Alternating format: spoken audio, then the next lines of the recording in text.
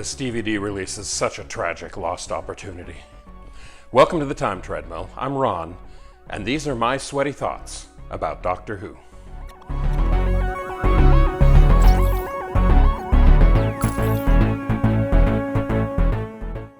For decades, The Underwater Menace was noteworthy as having the earliest surviving episode of the second Doctor. Out of the 4 episodes, only the second episode remained in the BBC archives, and it stood that way for decades and decades. And back in the early 2000s, when the BBC released the Lost in Time collection, they included that singular episode among all of the other bits and bobs on the set. As a side note, that is a fantastic set. I highly recommend it.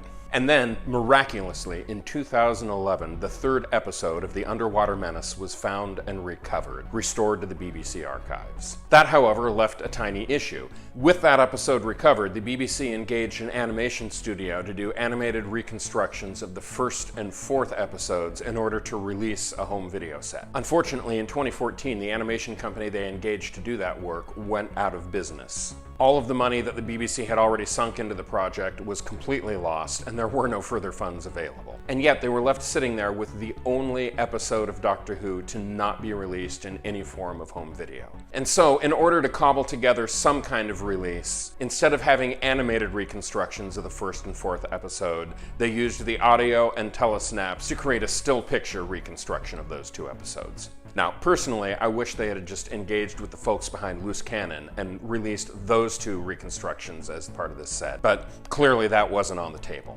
The difference may be subtle, but it's significant. What I watched today was the telesnap reconstruction of the 1st episode, followed by the existing 2nd episode, as compared to the first time around this project when I watched the Loose Cannon versions.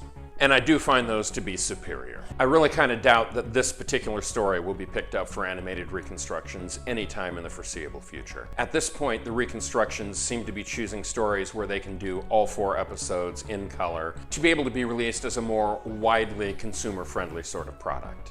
These sort of partial reconstructions just don't seem to be in vogue at the BBC anymore. And that's a real shame.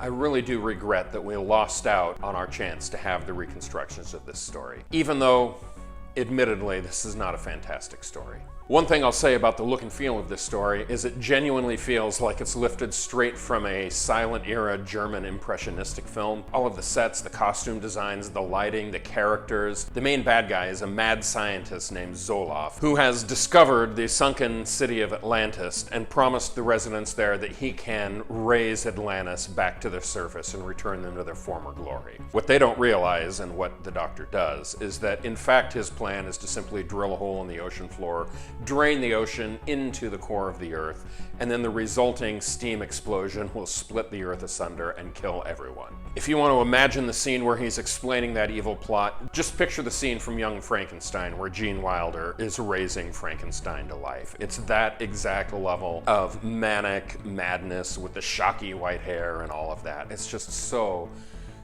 of a type. And that feeling of being a German impressionistic film is only enhanced by the fact that actor Michael Craze, who plays Ben Jackson, looks like he stepped directly out of a FritzLangian movie. I mean, seriously, there are several moments in this story that look like they could have been lifted directly out of Metropolis. And as for the rest of the story, well, let's be honest, I need to save up something to talk about tomorrow when I watch the second half of the story. So tune in tomorrow. I will see you then.